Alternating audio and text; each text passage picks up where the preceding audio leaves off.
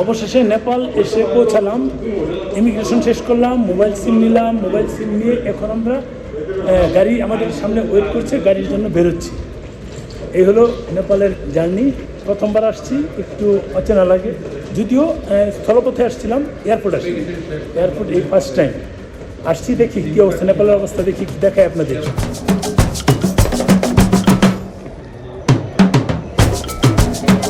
অবশেষে চলে আসলাম নেপালে।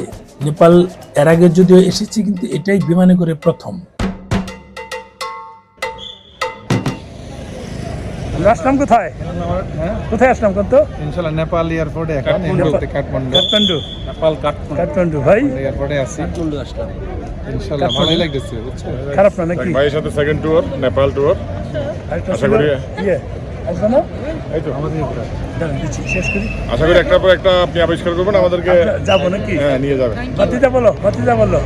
থ্যাংক ইউ আমাদের এত সুন্দর ট্যুর দেওয়ার জন্য, আপনাকে অসংখ্য থ্যাংক ইউ। ফিনিশিং দিও, আমি কিছু বলবেন না? ধন্যবাদ দাদা, নেপালে আসতে পারার জন্য।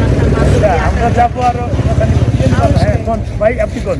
আমি মনে করি ইনশাআল্লাহ ভালো হয়ে যাচ্ছে। আপনারা সবাই যদি মিলন ভাইয়ের সাথে আসেন, ইনশাআল্লাহ ভালো, আমি মনে করি ভালো সার্ভিস পাবেন এবং ভালো ফ্যাসিলিটি পাবেন ইনশাআল্লাহ। উনি অনেক ভালো।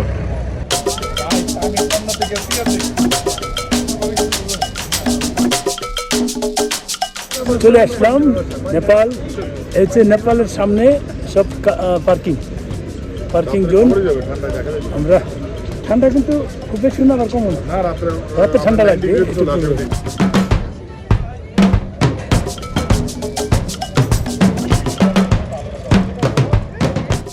নেপাল এয়ারপোর্ট থেকে বের হয়ে সামনে এই যে জায়গাগুলো দেখা যাচ্ছে, ঠিক এই জায়গাগুলোতে আপনারা আপনাদের কাঙ্ক্ষিত গাড়ি পাবেন। অর্থাৎ যদি কেউ এখান থেকে সরাসরি পোখারা যেতে চান, এখান থেকে গাড়ি ভাড়া করতে পারবেন।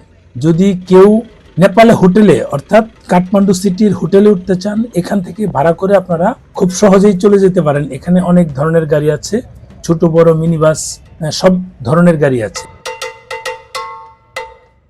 এটি হলো আমাদের গাড়ি, যেহেতু পূর্বে কন্ট্যাক্ট করা ছিল। আমরা গাড়িতে উঠে এখন রওনা দিব। আমাদের ব্যাগ ট্যাগ যা ছিল সবকিছু গাড়িতে তুলে ফেললাম, ড্রাইভার ভাই তুললো, আর আমরা যে যার মতো বসে গেলাম।